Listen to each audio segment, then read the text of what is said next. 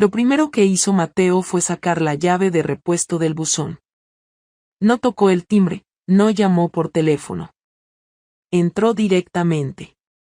En casa, yo estaba en la cocina, en bata, preparando una infusión y escuchando a Joaquín Sabina bajito por el altavoz del móvil. No era la escena típica de una esposa infiel, ¿verdad?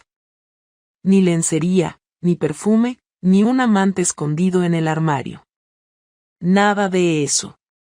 Solo yo, mi bata de cuadros y una taza humeante. ¿Qué haces aquí?, pregunté, sorprendida. Su vuelo no llegaba hasta el día siguiente. Él no contestó. Dejó la maleta a un lado, fue al salón, y encendió el televisor. En la pantalla, un canal local, en bucle, partido de balonmano suspendido tras incidente en el pabellón municipal de Aldaya. Mateo subió el volumen justo cuando la presentadora decía, tras una acalorada discusión entre una mujer del público y un jugador del equipo visitante, presuntamente su pareja. Y ahí estaba yo. En primer plano. Pelo recogido, cara desencajada, gritando como una posesa. Y ahí estaba él también. David. Con el uniforme del equipo, sudado, con cara de no saber si salir corriendo o besarme. En el fondo, el público grabando con sus móviles, algunos riéndose, otros abucheando. Una señora intentaba separarme del muchacho. Sentí un vuelco en el estómago. Lo último que esperaba era que alguien hubiera grabado ese momento. Fue solo un arrebato, uno estúpido. No iba con intención de montar nada. Solo quería verlo jugar, como tantas otras veces.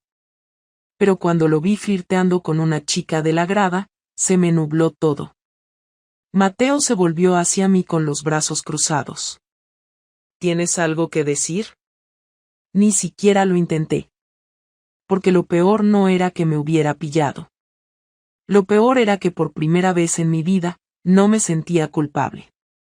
Solo avergonzada de que todo hubiera salido así, como un mal sketch de televisión. Yo llevaba. Lo primero que hizo Mateo fue sacar la llave de repuesto del buzón. No tocó el timbre, no llamó por teléfono. Entró directamente. En casa, yo estaba en la cocina, en bata, preparando una infusión y escuchando a Joaquín Sabina bajito por el altavoz del móvil. No era la escena típica de una esposa infiel, ¿verdad? Ni lencería, ni perfume, ni un amante escondido en el armario. Nada de eso. Solo yo, mi bata de cuadros y una taza humeante.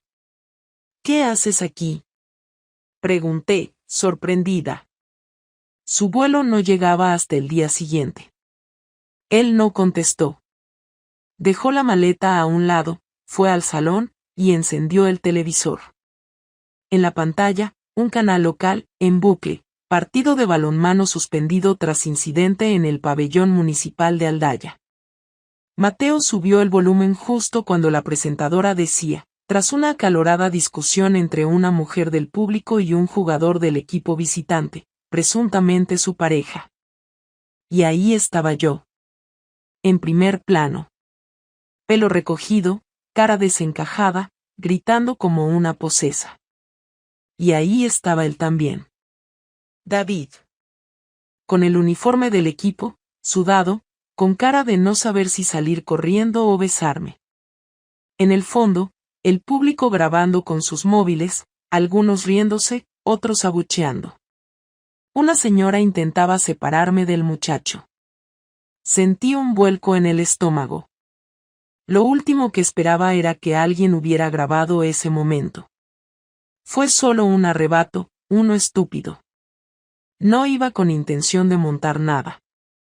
Solo quería verlo jugar, como tantas otras veces. Pero cuando lo vi flirteando con una chica de la grada, se me nubló todo. Mateo se volvió hacia mí con los brazos cruzados. ¿Tienes algo que decir? Ni siquiera lo intenté. Porque lo peor no era que me hubiera pillado. Lo peor era que por primera vez en mi vida, no me sentía culpable. Solo avergonzada de que todo hubiera salido así, como un mal sketch de televisión. Yo llevaba meses con David. Él tenía 25, 11 menos que yo. Jugador semiprofesional de balonmano, 1,90 m, sonrisa de anuncio, y esa manera de hablar como si nada fuera tan serio. Empezó todo como una tontería. Una clase que cubrí en el instituto de al lado, un comentario inocente, un café. Pero las cosas escalan muy rápido cuando vienes de un matrimonio donde el silencio pesa más que las palabras. No quiero justificar nada. Lo que hice estuvo mal. Pero también te digo una cosa, no pasó de golpe. No me desperté un lunes con ganas de joderle la vida a mi marido. Pasó lento. Como una gota que cae siempre en el mismo sitio hasta que abre un agujero. Así fue. Cada luego hablamos, cada cena frente al televisor, cada noche sin un ¿cómo estás?, sin un te noto rara. Yo no buscaba amor, ni sexo salvaje, ni una doble vida. Buscaba sentirme persona otra vez. Y sí, lo encontré en los peores brazos posibles. Y no me arrepiento de cómo empezó. Me arrepiento de cómo acabó, con mi cara en la televisión, y mi marido en la puerta, mirándome como si no supiera quién era. Pero entonces no sabía que eso era solo el principio. Mateo no me gritó. Tampoco rompió nada. No lanzó reproches teatrales ni me llamó zorra, ni me exigió explicaciones como en las películas. Solo apagó la televisión, se sentó en el sofá y se quedó mirando al suelo, con la mandíbula apretada y las manos entrelazadas. Esa quietud me puso más nerviosa que cualquier grito. Quise decir algo, lo que fuera, pero no se me ocurría nada que no sonara estúpido o inútil. No era la primera vez que me enfrentaba al momento en que todo se derrumba, pero sí era la primera vez que me sentía completamente expuesta sin la posibilidad de fingir. ¿Desde cuándo?, preguntó sin mirarme, y su voz fue tan plana que no supe si estaba enfadado o simplemente agotado. No contesté. En mi cabeza, las respuestas se arremolinaban, pero ninguna parecía suficiente. Él lo repitió, esta vez con una pausa entre palabra y palabra. ¿Desde cuándo? Respiré hondo, porque mentir en ese punto ya no tenía sentido. 3 meses, dije, aunque en realidad eran 4 y medio. No tenía caso añadir detalles. Ya bastante vergüenza había en que lo supiera todo un puto canal local. ¿Y cuántas veces?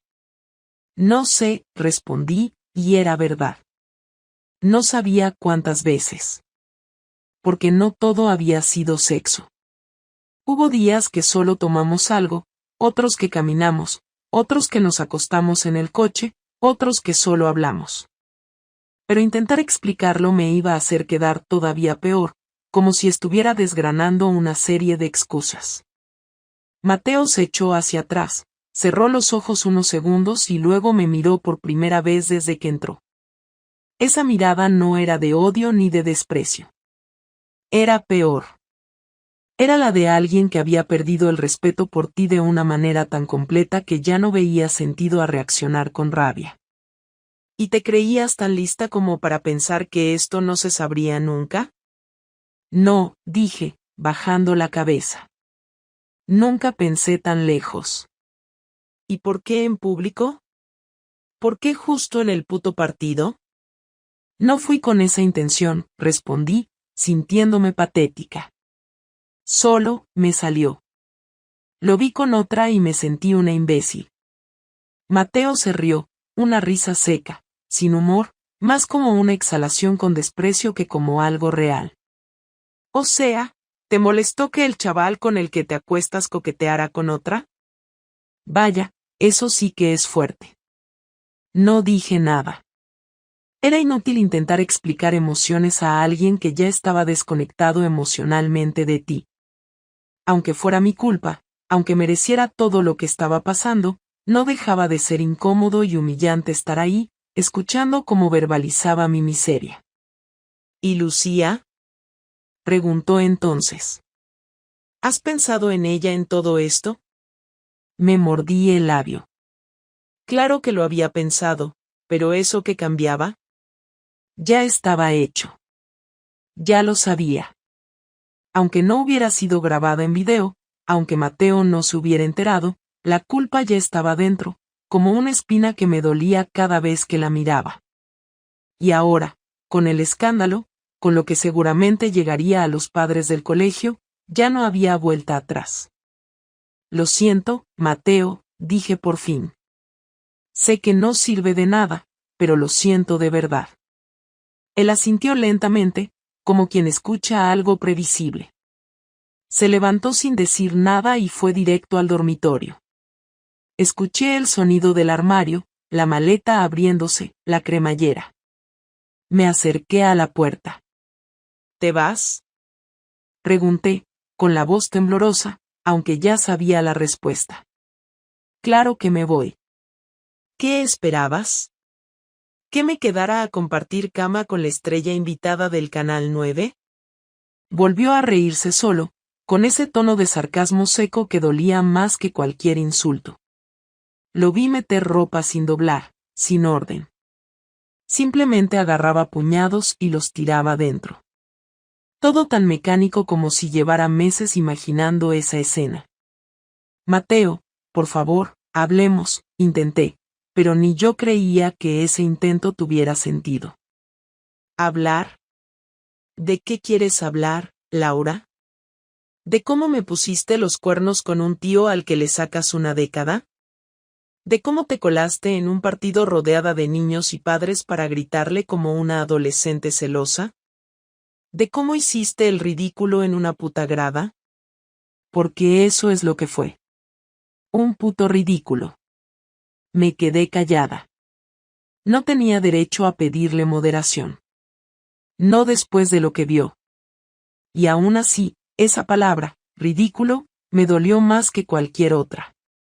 Porque resumía todo lo que yo sentía, una mujer de casi 40, madre, maestra, convertida en un chiste público por perder el control en la grada de un polideportivo. No fue planeado, susurré, sintiéndome cada vez más pequeña. Te lo juro. No es que quisiera destrozar esto. Pues lo hiciste. Con ganas, además. Metió la última prenda y cerró la maleta de un golpe. Me esquivó para salir del cuarto.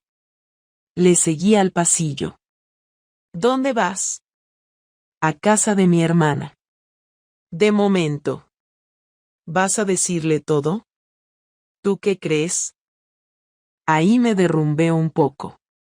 No porque me importara la opinión de su hermana, que de todos modos nunca me soportó demasiado, sino porque en ese momento entendí que todo se iba a expandir.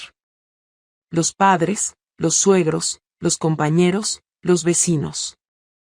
Lo que empezó como una historia privada ahora era una bomba sin contención. Mateo. Mira, me interrumpió, y esta vez bajó la voz, como si necesitara concentrarse para no gritar. No quiero escucharte ahora. No sé qué voy a hacer, no sé si esto tiene arreglo, no sé si algún día podré mirarte sin ver esa imagen tuya chillando como una loca. Pero te juro que si Lucía se entera de esto por alguien más y no por mí, te lo hago pagar. ¿Estamos? Asentí. No tenía nada que decir. Solo podía tragarme la vergüenza y esperar lo que viniera. Él agarró la maleta, abrió la puerta y antes de salir, dijo algo sin girarse. Cierra bien. No quiero volver, pero no me gustaría que se te colara otro jugador por error. Y se fue. Me quedé sola en la entrada, con las llaves todavía en la mano, temblando. No lloré. Aún no. Eso vino después, mucho después, cuando me di cuenta de que esa puerta cerrándose no era solo la del piso, sino también la del único hombre que realmente me conocía. O al menos eso pensaba yo. Esa noche no dormí nada. No por tristeza, sino por la sensación de no saber qué iba a pasar después. A las 2 de la mañana todavía estaba en el sofá, con la tele encendida sin sonido, mirando las imágenes del partido repetidas en las redes, grabadas desde distintos ángulos. En cada video se escuchaban risas, insultos, comentarios de desconocidos que se sentían con derecho a opinar sobre mi vida. Era humillante. Me habían convertido en una anécdota local, en una mujer histérica de 40 años que había perdido los papeles por un jugador. En los grupos de Facebook de mi barrio, alguien había puesto: la profe del San Miguel se lía con un chaval y la pillan en el polideportivo. Cientos de comentarios, algunos burlones, otros directamente crueles. Había nombres de padres del colegio, gente que conocía. No solo Mateo había visto el video, medio Valencia lo había visto. Al día siguiente fui a trabajar igual, como si nada. No podía darme el lujo de desaparecer. En el colegio me recibieron con una mezcla de silencio incómodo y miradas evitadas. Nadie me dijo nada directamente, pero se notaba en el ambiente. La directora me llamó a su despacho al mediodía y me pidió que tomara unos días. No lo hizo con dureza, ni siquiera con enfado. Lo hizo con ese tono de "es por tu bien" que me resultó insoportable. Asentí y me fui antes de llorar delante de ella. En el coche, al salir del aparcamiento, vi dos madres hablando cerca de la verja. Una de ellas me miró y apartó la vista en cuanto nuestras miradas se cruzaron. Era cuestión de tiempo antes de que Lucía se enterara. Volví a casa con un nudo en el estómago. No había ni un mensaje de Mateo. Nada. Ni una llamada, ni un reproche, ni siquiera una notificación del banco o del colegio. Silencio absoluto. Esa indiferencia me mataba más que cualquier pelea. Esperé 2 días hasta que finalmente me llamó. La voz que escuché al otro lado no era la suya de siempre, era seca, controlada, como la de alguien que ya había decidido algo. Necesitamos hablar, dijo. Ven mañana a las 8 a casa de mi hermana. Colgué sin responder.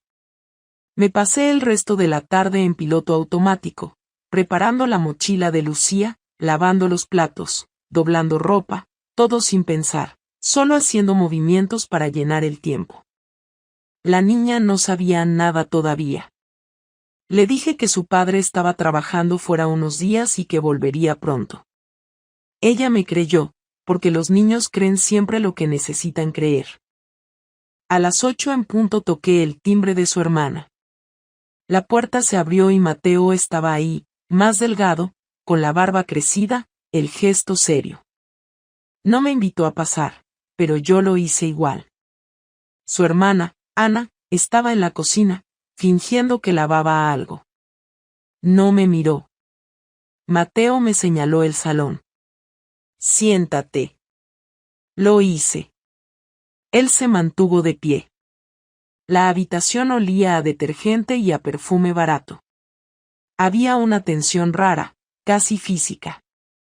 Me miró largo rato, como si estuviera tratando de encontrar algo en mi cara que justificara lo que había pasado.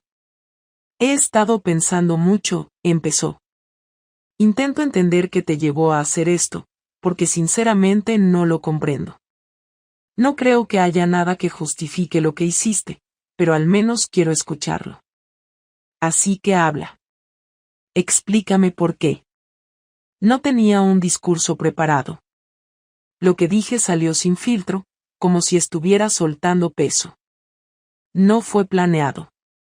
No lo busqué. Me sentía sola, y cuando apareció él, me hizo caso. Me escuchaba, me preguntaba cosas, se interesaba por mí. Y yo, lo confundí con cariño. Pensé que podía controlar la situación, pero no supe cómo parar. Mateo me observó en silencio. Cuando hablé de cariño apretó los dientes, pero no interrumpió. Esperó a que terminara. ¿Eso es todo? ¿Te sentías sola? ¿Y por eso te acostaste con otro? Preguntó, sin levantar la voz, pero con un tono que me atravesó. ¿Tienes idea de lo ridículo que suena? No intento justificarme, dije. Sé que no hay manera de que lo entiendas, pero... No, claro que no lo entiendo. Porque mientras tú decías que te sentías sola, yo estaba matándome a trabajar para pagar el colegio, la hipoteca, las vacaciones que tú decías que te ayudaban a desconectar. Nunca te faltó nada. Si te sentías sola, podías hablar conmigo, no abrirte de piernas para un crío que apenas sabe atarse los cordones. Me dolió escucharlo, pero no respondí. Cada palabra era una bofetada que me merecía. Se acercó, apoyó las manos en la mesa baja del salón y me miró de frente. ¿Lo sigues viendo? No. ¿Lo has visto desde que pasó lo del partido? No, te lo juro. ¿Y si él te llamara, irías? No, dije sin dudar, aunque por dentro no estaba tan segura. No porque quisiera volver a verlo, sino porque sabía que, si él llamaba, parte de mí querría escuchar qué tenía que decir. Pero eso no iba a confesarlo. Mateo se apartó y empezó a caminar de un lado a otro. Su hermana seguía en la cocina, seguramente escuchando cada palabra. No me importaba. Lo único que quería era que él me diera una oportunidad de arreglar lo que quedara. Pero en su forma de moverse, en su postura, entendí que no iba a haber ninguna. He hablado con un abogado, dijo, sin rodeos. Ya tengo los papeles listos. Pero antes de firmar quiero dejar claras algunas cosas. Lucía se queda conmigo durante la semana. Tú la tendrás los fines de semana alternos. No quiero que te acerques al colegio hasta que esto se calme. No quiero que ella tenga que soportar los comentarios de otros niños. Y si alguien le pregunta, quiero que diga que nos separamos por diferencias, nada más. No quiero que tenga que defenderte. No lo merece.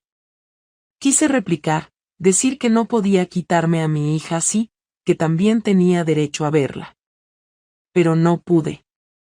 Sabía que si insistía iba a empeorar las cosas. Asentí, tragándome la rabia y la tristeza juntas. ¿Y qué vas a decirles a tus padres? Pregunté, intentando mantener la voz firme. Ya lo saben. Y también los tuyos, por cierto. Se enteraron por la tele, como todos.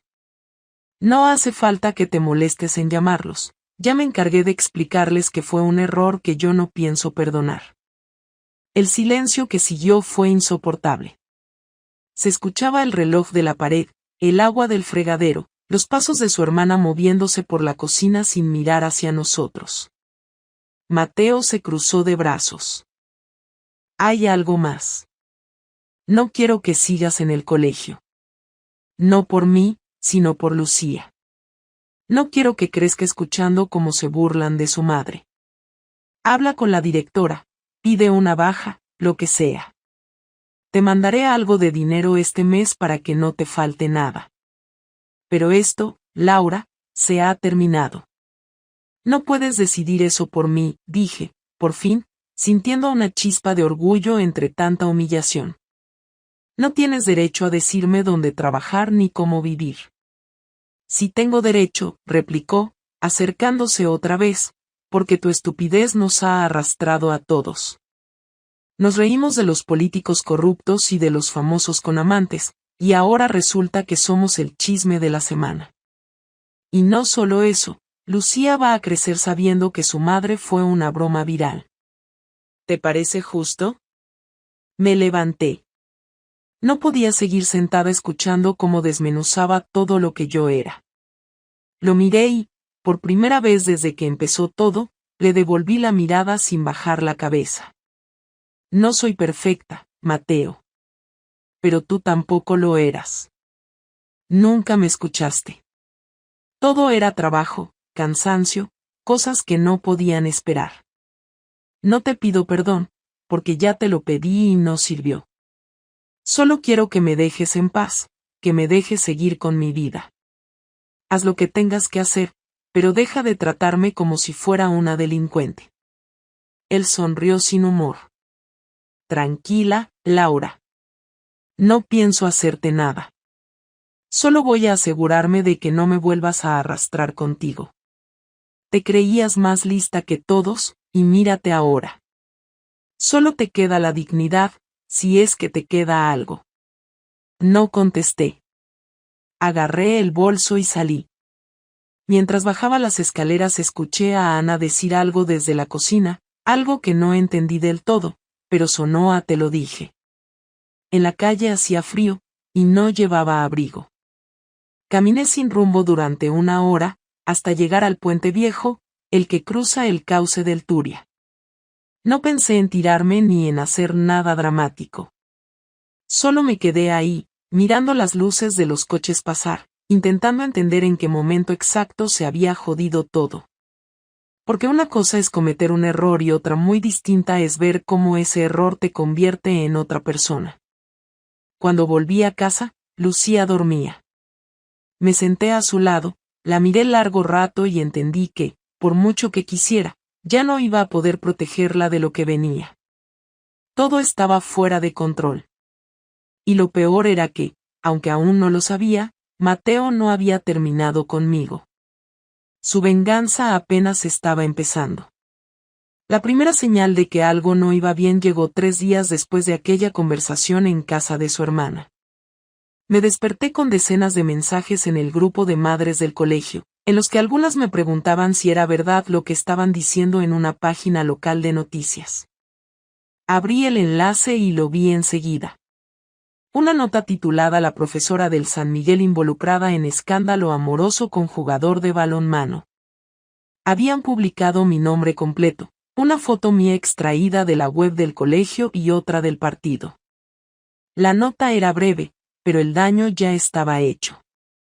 El texto decía que la dirección del centro había iniciado un proceso interno para revisar mi situación laboral y que el jugador había sido suspendido temporalmente por comportamiento inapropiado en público.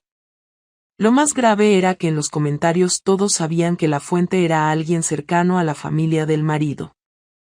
No tuve que pensar mucho para saber quién lo había filtrado. Llamé a Mateo, y contestó al tercer intento. Su tono era tranquilo, casi educado, y eso me dio más miedo que si me hubiera gritado. ¿Has visto las noticias?, pregunté, conteniendo la rabia. Sí, respondió, sin titubear. Y espero que te sirva para entender la magnitud de lo que hiciste. ¿Tú las filtraste?, insistí. No. Solo conté la verdad a quien debía saberla. Si luego alguien la contó a otros, no es culpa mía. Tú misma te expusiste, Laura. No me culpes por las consecuencias. Esa conversación fue breve, pero me dejó una sensación de vacío que no supe quitarme. En cuestión de horas, la dirección del colegio me llamó para confirmar mi suspensión. No era un despido formal, pero me pidieron que no asistiera hasta nuevo aviso. Todo el esfuerzo de años se derrumbaba en una semana. Llevaba 12 años trabajando allí, conocía a casi todas las familias, había visto crecer a sus hijos, y ahora era la profesora que se acostó con un jugador. No importaba que el chico fuera mayor de edad ni que no tuviera relación con el colegio. El daño estaba hecho. Por la tarde, cuando fui a recoger a Lucía a casa de una amiga, la madre, que antes era cercana, me atendió con una sonrisa forzada. Dijo que la niña ya había cenado y que estaba cansada, que quizá era mejor que no siguiera viéndola hasta que las cosas se calmaran. La niña estaba en la puerta, sin entender nada. Me abrazó, y su amiga la miró como si tuviera delante a alguien que daba vergüenza. Ese momento me rompió. No lloré, porque no quería que Lucía me viera débil, pero en el coche no pude contenerlo. Ella me preguntó si me pasaba algo y yo le dije que estaba cansada. No quería que supiera todavía que su padre estaba detrás de todo eso. Esa noche, el buzón de correo electrónico se llenó de mensajes. Algunos de padres, otros de antiguos compañeros, y también de desconocidos. Había insultos, burlas, mensajes anónimos con frases que no repetiría. Uno de ellos contenía fotos mías que solo Mateo podía tener, Imágenes de cuando aún estábamos juntos, en la playa o en casa, algunas en ropa interior que yo nunca había compartido con nadie. No estaban en ninguna red social. No eran fotos comprometedoras del todo, pero bastaban para que cualquiera entendiera el mensaje. Lo que más me dolió fue comprobar que estaban editadas con texto encima, frases sarcásticas sobre la profe moderna. Entendí que él no se conformaría con castigarme en privado. Quería destruirme por completo. Llamé a un abogado para consultar si podía denunciarlo. Me explicó que, si no tenía pruebas directas de que él había sido quien las difundió, sería difícil. Los archivos provenían de una cuenta falsa, sin rastro. Pero el tono, las palabras y el momento coincidían demasiado con su estilo. No necesitaba confirmación. Lo conocía mejor que nadie. Mateo siempre fue metódico, organizado y cuidadoso. Su forma de vengarse no iba a ser impulsiva. Sería progresiva, controlada, planeada como una estrategia. Los días siguientes fueron una sucesión de golpes. Mi banco me notificó que la cuenta conjunta estaba bloqueada. No por falta de fondos, sino porque Mateo había solicitado la separación de bienes provisional mientras se resolvía el divorcio. De un día para otro, no podía usar mi propia tarjeta. Llamé a la entidad, y me explicaron que, como el titular principal era él, había congelado los movimientos por prevención. No tenía acceso ni a mis ahorros ni al dinero de los últimos meses de trabajo. Solo me quedaban 700 euros en efectivo. Fui a buscarlo a su oficina. La recepcionista, que me conocía, me dejó pasar con una expresión incómoda. Mateo estaba sentado tras su escritorio, revisando documentos, con ese aire profesional que siempre lo acompañaba. Cuando me vio entrar, se limitó a decir: «Esto no es el lugar, Laura». ¿Me bloqueaste las cuentas? Sí. Es una medida temporal. No quiero que uses nuestro dinero para limpiar tus errores. Es mi dinero también. Era. Ya no. Lo dijo con calma, sin levantar la voz, sin perder el control. Lo odié por eso. Me habría resultado más fácil si me hubiera gritado, si me hubiera insultado, pero no. Su frialdad era peor. ¿Qué más piensas hacerme?, pregunté. Nada que no te hayas ganado. Esa frase me quedó dando vueltas. Cuando salí del edificio, sentí que ya no tenía nada que perder. Intenté contactar con David. No por amor, sino por necesidad de hablar con alguien que no me juzgara. Me había borrado. Su número ya no existía, su perfil de redes cerrado, su dirección cambiada. Su club había anunciado que dejaba temporalmente el deporte para centrarse en su bienestar personal. Me quedé sola, sin pareja, sin trabajo, sin reputación, sin dinero. Una semana después, llegó la citación judicial para la custodia. Mateo pedía la guarda completa de Lucía. En el documento, su abogado argumentaba comportamiento moral inadecuado, exposición pública y riesgo emocional para la menor. Me temblaban las manos mientras leía. La venganza de Mateo no era solo para humillarme, era para quitarme a mi hija. Ese día fui a buscar a Lucía al colegio aunque sabía que él no lo permitiría. Esperé fuera de la verja, y cuando ella me vio, corrió hacia mí. La abracé, pero un minuto después, Mateo apareció, se interpuso y dijo con voz firme: «No hagas esto delante de ella. No uses a nuestra hija para tus culpas». Lucía me miró confundida. Yo no dije nada. Él la tomó de la mano y se la llevó, y yo me quedé parada, viendo cómo se alejaban entre los demás padres. Me sentí invisible. Nadie se atrevía a mirarme directamente, pero sabía que todos sabían. Esa noche me encerré en casa y empecé a escribir todo lo que había pasado desde el principio. No por venganza, sino para no perder la cabeza. Me di cuenta de que había cometido un error enorme, pero también de que Mateo estaba dispuesto a arrastrarme más allá del castigo razonable. Quería dejar constancia de cada mensaje, cada publicación, cada acción suya, por si algún día podía usarlo a mi favor. A la mañana siguiente, un mensajero llamó a la puerta. Me entregó una caja de cartón con mi nombre escrito en marcador negro. Dentro estaban todas mis cosas personales de la casa, ropa, libros, objetos pequeños, fotos, y una nota. No vuelvas. No quiero verte. Todo lo que necesitabas ya lo arruinaste. En el fondo de la caja, envuelta en papel de cocina, estaba mi alianza partida en dos. No lloré. Sentí rabia, una rabia que no conocía. Decidí que no iba a dejarlo ganar tan fácil. Llamé a mi abogado y le pedí que preparara una denuncia por acoso y difusión de imágenes privadas. Sabía que sería complicado, pero necesitaba hacer algo. También busqué otro empleo. Ninguna escuela me aceptó. En las entrevistas todo parecía bien hasta que googleaban mi nombre y aparecían las noticias. En 2 semanas me convertí en un caso cerrado. Un viernes por la tarde, salí a comprar pan y vi un coche aparcado frente a mi portal. Era el de Mateo. Estaba dentro, mirando hacia arriba, esperando algo. Me acerqué sin pensarlo y golpeé la ventanilla. Bajó el cristal con calma. ¿Qué haces aquí?, pregunté. Traje a Lucía para que la vieras 5 minutos. No quiero que digas que no cumplo lo que ordena el juez. Ella estaba dormida en el asiento trasero. Me acerqué, le acaricié el pelo y la besé en la frente. Cuando levanté la vista, Mateo me observaba con esa expresión distante.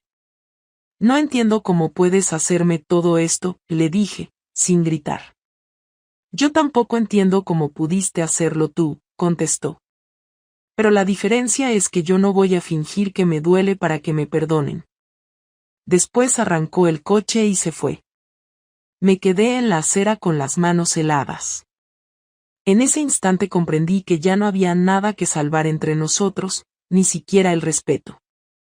Su venganza no era impulsiva, era metódica, y lo peor era que no tenía fin.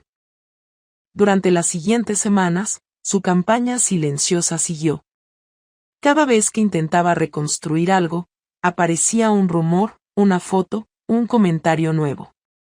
No tenía pruebas suficientes para acusarlo, pero era evidente que todo venía de él. El daño ya era irreversible. Lo único que podía hacer era resistir, aunque todavía no sabía con qué fuerza. Lo peor era sentir que el hombre con el que compartí 15 años había logrado convertirme en alguien que ya no reconocía. Durante semanas estuve esperando algún tipo de cambio, un gesto, una señal de que todo podía volver, aunque fuera mínimamente, a un lugar más neutral, más civilizado, menos violento. Me había convertido en una figura pública en mi barrio, no por mérito, sino por escándalo. Ya no podía entrar al supermercado sin notar cómo la cajera bajaba la mirada, como una vecina fingía revisar la lista de compras para evitar cruzarse conmigo, como incluso los que no sabían mi nombre me reconocían por el video, por los artículos, por los comentarios. A Mateo todo eso parecía no afectarle en absoluto, o al menos no como a mí. Él seguía con su vida, con su trabajo, con su hija, con su discurso limpio y organizado ante todo aquel que quisiera escuchar. Yo, en cambio, cada vez que intentaba explicar algo, sonaba como una excusa. Incluso la verdad parecía una justificación vacía cuando salía de mi boca.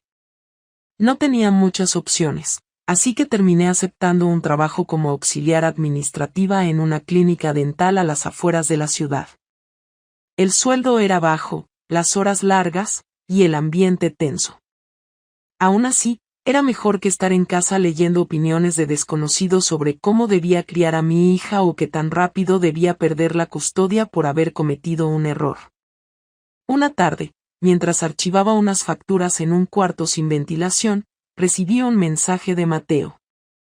Solo decía mañana, 19, casa de Ana. Ven sola. Lo leí 3 veces antes de contestar. Solo puse OK, porque cualquier intento de añadir algo más hubiera sonado innecesario. Fui con los nervios por dentro. No sabía si me esperaba otra humillación, una advertencia legal o simplemente otra descarga de reproches. Cuando llegué, Ana me abrió la puerta sin decir palabra.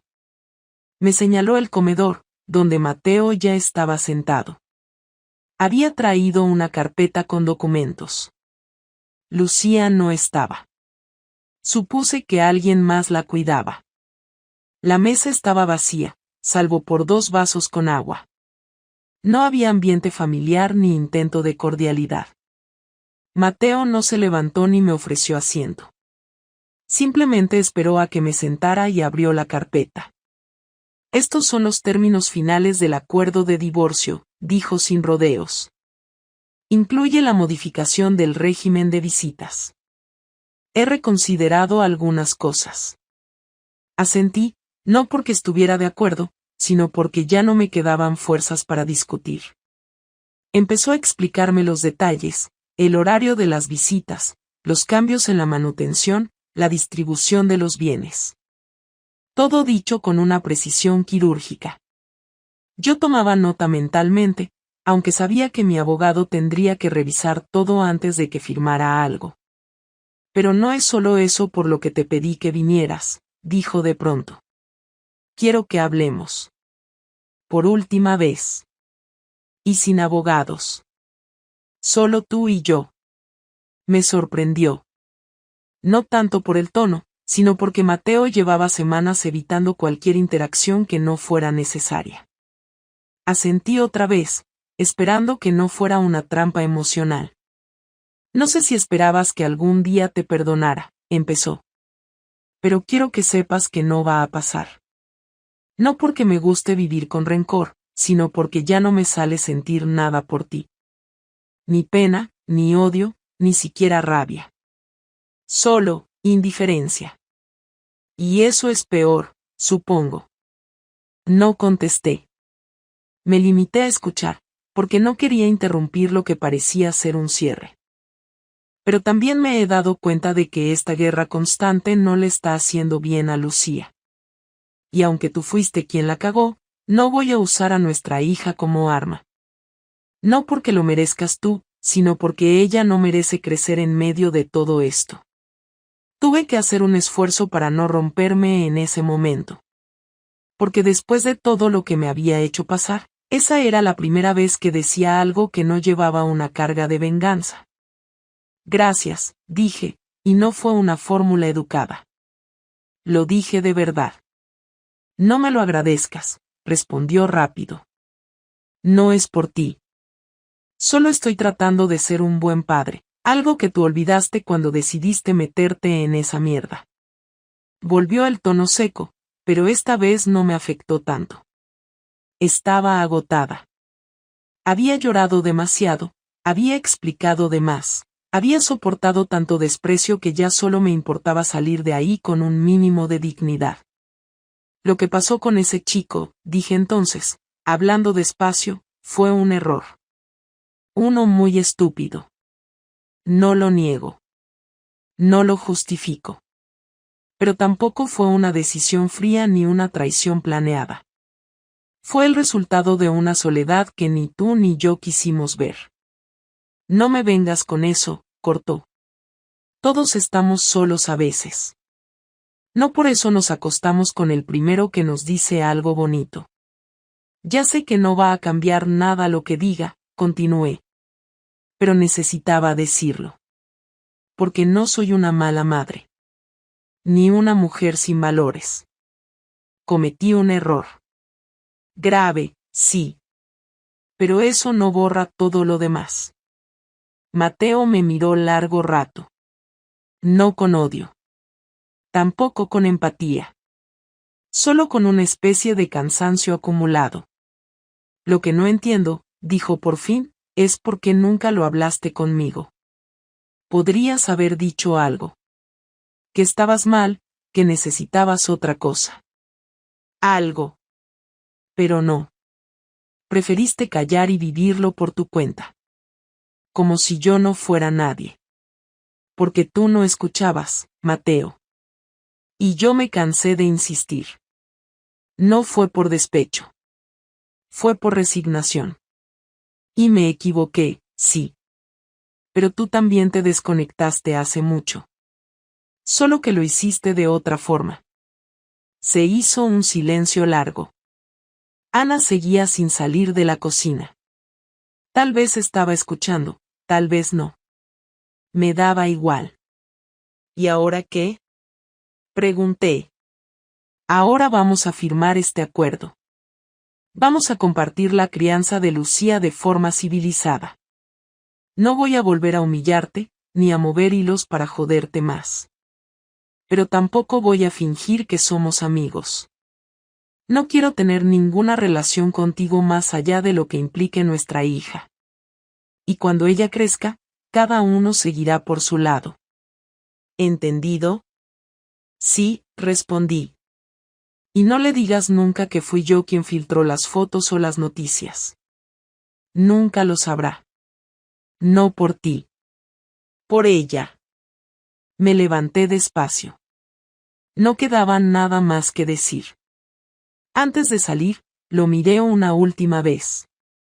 ¿Alguna vez fuiste feliz conmigo? Tardó en contestar. Luego dijo. Sí. Durante muchos años. Por eso me jodió tanto todo esto. Asentí. Salí sin mirar atrás. En el coche me quedé unos minutos en silencio, sin llorar, sin pensar. Solo respirando. Esa fue la última conversación real que tuve con Mateo. Después todo fue por abogados, correos fríos, agendas compartidas. No volví a ver su lado humano. Pero esa noche, por un instante, entendí que el dolor de él no era solo venganza. Era decepción. Y quizás, por fin, había empezado a entender el mío también. El acuerdo se firmó sin incidentes 2 semanas después de aquella conversación. Fue en una oficina pequeña del centro, con los abogados presentes, documentos preparados y la atención suficiente como para que ni siquiera nos miráramos mientras poníamos nuestras firmas una junto a la otra. Mateo llegó puntual, con su ropa impecable y su expresión impasible. Yo llegué 5 minutos antes, por miedo a hacerle esperar y provocar alguna excusa para añadir otro reproche innecesario. Todo fue rápido, frío, eficiente. Salí de allí sabiendo que la parte más visible del proceso había terminado, pero lo que venía después sería más difícil, aprender a vivir con la consecuencia de mis actos, no desde el castigo, sino desde lo que quedaba de mí tras meses de derrumbe. El piso en el que vivía ya no se sentía como un hogar. Lo habíamos elegido juntos, decorado con el esfuerzo de los primeros años de matrimonio, y cada rincón tenía algo que me recordaba lo que había perdido. Tiré muchas cosas, regalé otras, incluso vendí algunos muebles por internet para poder pagar lo básico hasta que mi sueldo empezara a estabilizarse. El trabajo en la clínica era aburrido, mecánico y sin futuro, pero me permitía pagar el alquiler, llenar la nevera y, lo más importante, mantener algo parecido a una rutina. Las primeras semanas me sentía observada, juzgada, incluso en lugares donde nadie me conocía. Iba al supermercado con gafas de sol aunque no hiciera falta, y evitaba hablar con desconocidos más de lo necesario. Fue una paranoia absurda, pero inevitable. Me sentía marcada, no por lo que hice, sino por cómo todo se había expuesto de la peor manera posible. Una cosa era cometer un error, otra era que ese error se convirtiera en una identidad. Lucía tardó en adaptarse a la nueva realidad. Las primeras veces que venía a dormir a casa, se mostraba distante, un poco fría, como si no supiera muy bien cómo comportarse conmigo sin traicionar inconscientemente a su padre. Yo no la presionaba. Hablábamos de cosas básicas, del colegio, de lo que había comido, de los deberes. A veces se reía, a veces no. Había días en que todo parecía avanzar y otros en que parecía empezar de cero. Supongo que eso era lo normal. Los niños son mucho más sensibles de lo que creemos y también mucho más resilientes, pero necesitan tiempo, espacio y estabilidad. Me prometí que no iba a cargarla con lo que pasó, que no iba a justificarme con ella ni a intentar que entendiera lo que ni yo misma había terminado de procesar. Mi error era mío, no de ella. Una tarde, mientras cenábamos pasta con tomate, me preguntó directamente si me había peleado con papá por otro hombre. Me quedé helada. No esperaba esa pregunta, al menos no tan pronto. Le pregunté quién le había dicho eso y me respondió que nadie, que lo había escuchado en el patio del colegio. Me temblaron las manos. No porque no supiera qué decir, sino porque no quería arruinar aún más su infancia con una mala respuesta. Le dije que sí, que su padre y yo habíamos tenido muchos problemas, que yo había hecho algo muy grave y que por eso nos habíamos separado. No usé nombres, ni detalles, ni nada que la confundiera más de lo necesario. Me miró en silencio y siguió comiendo. No dijo nada más.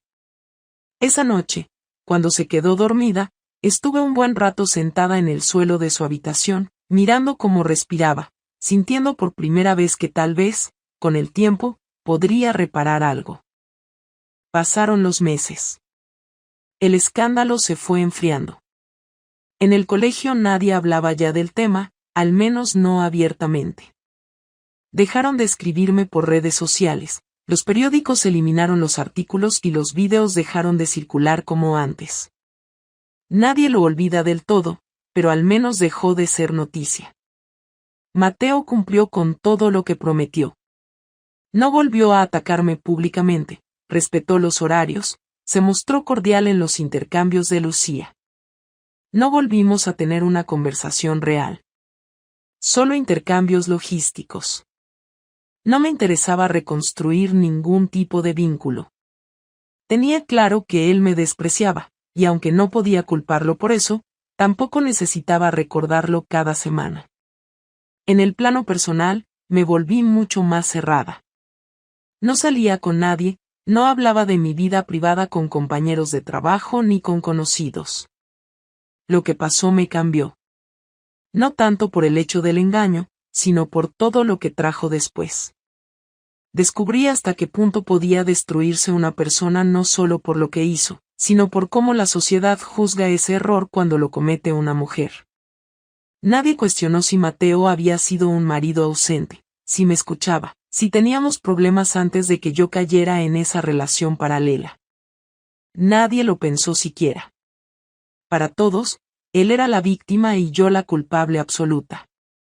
Y aunque en los hechos lo fuera, también me resultó duro ver cómo la empatía era tan selectiva, como las mujeres que comentaban en los grupos de padres eran las primeras en pedir que me echaran, como las amigas que alguna vez compartieron cenas conmigo me borraron de su vida sin una palabra. Pese a todo, empecé a reconstruirme. Sin prisa, sin grandes planes, sin discursos vacíos. Día a día. Me apunté a un curso de contabilidad, empecé a hacer caminatas los fines de semana, retomé contacto con una antigua compañera de carrera que, aunque al principio me trató con distancia, poco a poco fue abriéndose de nuevo. No volví a buscar a David, no porque no quisiera respuestas,